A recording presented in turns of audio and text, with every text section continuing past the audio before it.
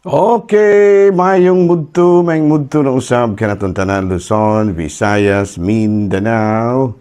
Maayong mudto Philippines, maayong mudto world, maayong mudto universe. Ana na pud ta mga higala dinhi nga atong tulumanon sa kahanginan CONA Catechesis on Air og ako lang gihapon kini inyong ubos nga alagad Reverendo Padre Edwin Academia Acap.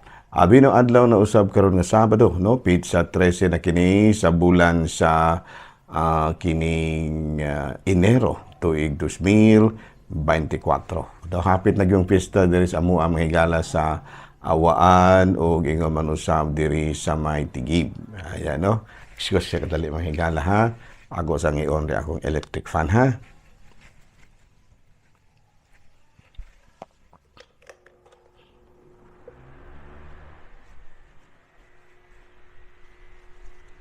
Okay, salamat kayo higala no. Medyo di makaya kung dili ta mag-electric fan. Muratag na duol sa electric stove. Bino, kumusta naman mo mahigala, no? Nang hinaot kita nga ana kamong tanan sa Kapiskay, sa Panglawas, ni ining kamudtuhon. Kumusta na, no? Nang hinaot kita nga walay mga kakulian, nga inyuhang nasugatan, no? Okay ra kaayo ang inyuhang mga paningkamot sa kinabuhi, inyong mga negosyo. Kumusta naman ka ng pulding? Ay, okay, kaya ko pa dahil wala rin ko problema. Ikaw, Mr. Cheng, okay na ko kaya father, wala rin pa problema, sure ba? Very good. Bino, padayon kita sa atuang mga pagpangalagad. Sabado karon ha, ayaw mong kalimot og mga adlaw, Domingo, no? May gitawag na to, doon na kita obligasyon matag Domingo sa pagsimba. Bino mahigala, medyo doon ay mga balita karon sa DepEd, no? Kuang kuno ta, dili kuno ta kaayo maayo sa proficiency sa atong sa atong ang atong mga estudyante, no? Mura bag doon na kuno'y gamayng problema, no? Sa ang kapobrehon kuno, usar kuno na matud pa sa bali sa news kagabi nga ako nadunggon o sa daan ka sa ang kapobrehon kaya mga bata kuno kulang sustansya no. Unya bullying pug kuno ingon niya na. Well, anyway, para nako no ang kanang mga problema nga ingon niya na there should always be a kuan kana bitaw sa ato pa na hiniusa no united action ikan sa mga ginikanan nga mga ginikanan ilagyog i-develop ang study habits sa ilang mga anak. Nga mga maestro pod maestra ila pod nga paningkamutan gyud no nga kana bitaw very kana bitaw ang content sa ilahang gipang tudlo dako kayo ikatabang sa paglambo usab sa knowledge sa mga bata. Ganyan no. Kay marag usik bitaw kayo ang ilahang kahago sa atong mga kabataan kung simba ko dili gyud maayo ang ilahang proficiency sa pagtuon unay kari gipukusan og gamay sa DepEd ganyan no og ni Bongbong no ni Sara Duterte nya usapon sa angay i-develop nato sa atong mga bata gawas sa ilahang academe mao pud siguro ang kinaiyang maampuon kana bitaw mugahin gyud og panahon sa pagampo and at the same time kana bang ang religious ipud sa bata ato pud nga i-develop no muna nga nindot kayo ang mga naa sa Catholic schools kay gikumpuan man gyud kompleto man gyud ang training sa mga bata pero kita diri sa diri sa mga public schools murag wala man ta kayo mga subjects nga religion.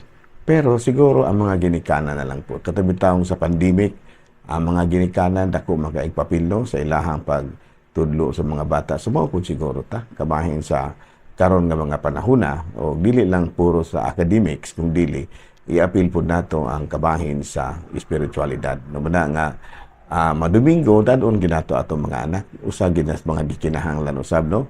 Nga medyo po ma-develop, diha nga ma-develop po usahay diya sa atong mga kaanakan. Okay, no? Unya, lain pag yun nga hulo hisgutan ko na to, kini pong kabahin sa kinibang, tamay ato karong hisgutan, kining kabahin sa pag-budget sa ato ang mga kuang kay medyo mahal na gyud mga higala mga palaliton. No, mahal gyud ang mga palaliton gani nagkinahanglan gyud ta nga doon na pud tay gamay pud ginagkahibalo kabahin sa budgeting ang atong mga enhance kan ang ato ang mga ginikanan ingon niya no nya kini kabahin pud sa kana bitang gitawag nato pagahin gyud og panahon alang sa atong mga anak no kana bitang dunay mga bata bitaw nga nasalaan tungod kay ang mga ginikanan kulang pod bitaw sa paggiya sa ilahang mga anak. So muna nga og sa in English pa na we should always spend quality time with our kids atong mga ginikanan. Mga ginikanan dako kay na siya. Nya kaming mga kaparian of course naning kamot pod mi nga sa matag Domingo gyud doon na gimabalon pag uli ang ato ang mga ginikanan gikan usab sa atong mga wali no gani gi-encourage gyud mi no nga magtuon gyud og maayo i-review ang amuang mga gitawag nato og pamaagi sa pagwali aron gyud pud nga makatabang migdako sa pag-andam paghubog or paghulma sa konsensya sa mga bata ganyan no sa mana no magtabanganay ra gyud ta no ang simbahan og mismo mga ginikanan magtabanganay gyud ta importante kayo gyud nga magtabanganay ang ginikanan ang mga kaparian ug mismo nga mga kining gitawag nato og mga maestro ug maestra sa ilang eskwelahan no abi no padayon kita mahigala ara kita sa atong saint of the day aboy no January 13 uy kumusta din ha sa amlahan di na sa Sibulan na, kuan man dayron, dagkutanay man dayron, kumusta na, no? Nga tuang mga managkutay din ha, no? Sa diha pa ko sa Sibulan, no? Aligre kaya na din ha, aligre kaya ng mga kaigsuunan na to, mga debutos, no? Mga debutos sa kinibitaw mahal nga patron na to diha sa Sibulan, si Senior San Antonio de Padua. Abi no nga tong saint of the day karon petsa 13 mao si San Hilario. Natawo kini si San Hilario na antong tuig 315 ug namatay na antong 368. Unya he was a staunch defender of the divinity of Christ, Bishop of Porchera, France, and exiled by Emperor Constantine, and then Emperor Constantius, and defended orthodoxy without fear. Dili Constantine kay si Constantino Holy Roman Empire man to. Na kini France ba ni Emperor Constantius. So karong adlaw mahigala gihinumduman nato ang lain na pong patron sa Katolikong simbahan. Petsa 13 karon mao si San Hilario. So padayon ta mga igsuon sa ato ang mga buhatonon ni ining kabudtuhon. No, are na kita sa ato ang katikisem. Unang hisgot-hisgutan nato no kabahin ang unang hisgutan nato kabahin ni ining pagtulunan kabahin sa why do we follow the Pope? Anganong ato manggiyod nga sundon ang pagtulunan nga gitudlo ni Pope Francis. Budbud ni sa tanan nga mga Santo Papa. Budbud naon nga ang atong Santo Papa, ang atong mga Santo Papa directly descended no from the apostles. Kay ang una gyud nga Santo Papa mao man si San Pedro.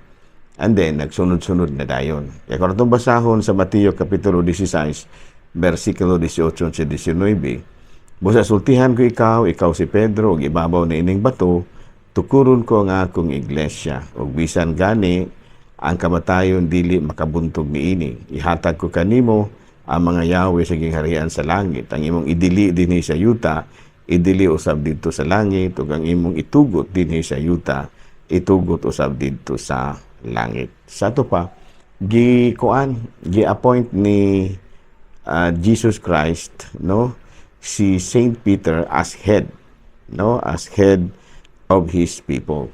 Unya sa diha nga namatay si Saint Peter, of course, dili apostoles ang ni kuan niya kanang nipuli, kung dili ang ilan ng mga tinun-an. Mo na, no? Unya gikan ni Pope, gikan ni Saint Peter, at least kung wala ko na sayop, 268 Pope kini si kining Pope Francis. Unya, he appointed Peter as head and later called bishop and later pope. No? So it was first applied to all bishops and senior clergy and later become reserved in the West to the Bishop of Rome. A reservation made official only in the 11th century. The earliest record of the use of the title was in regard to by then Pope Horatius. So ang una gid ay nga nakadawat na ining mao nga kining title nga Pope mao si Pope Horatius na atong tuig 232 to 248. Ninyo ni ana. Boy no mahigala, dunay mga pangutana. Pader unsa man kining encyclical? Unsa man kining encyclical? Bueno, ang encyclical mao kini ang pagtulunan nga gitudlo sa mga Santo Papa as successor of the apostles, no, kana mga bishop successor of the apostles and popes successor of Peter. So sa John chapter 15 verse 16, you have not chosen me, but I have chose you, so that you should go and bring forth fruit, and that your fruit should remain, that whatsoever you shall ask of the Father in my name, He may give it to you. Ayan, ano? Sa Leviticus chapter 21 verse 10, ang Pangulong Pari kansang ulog gikadihugan na sa lana nagdidihog ug giordinahan aron magsulob sa saput sa pagkapari, kinahanglan nga hapsay kanunay ang iyahang saput. Sa Efeso kapitulo 2 bersikulo 20, gitukod kamo diha sa sukaranan nga gipahimutang sa mga apostoles o sa propeta ug ang bato nga gisukaran nga mao si Kristo Jesus. Sa to pa kining encyclical mao kini ang kanang dogmatic constitution nga naghatag og katungod sa mga apostoles ug sa mga obispo sa pagtudlo. Encyclical no? Abi na padayon tamang higala sa ato nga mga buhatonon. Kining word nga hermeneutics pader usay buta pasabot niini. Ang word nga hermeneutics nagpasabot og the process of discovering meaning from the Bible. No, sa ato pa kanang hermeneutics makadungogan ni og word nga hermeneutics mao kana ang proseso sa pagdiskubre og mga kahulugan gikan sa Biblia, hermeneutics, no, taken from the Greek word which means speech or interpretation used to cover broad scope in the process of understanding. It refers to interpretation by speech itself and process of translation from an unintelligible language to an intelligible language. Ayan, no? Sa ito, pakining hermeneutics dahil mga higala, mao kini ang paagi nga diin atong masabtan ang mga gibot ipasabot sa Biblia.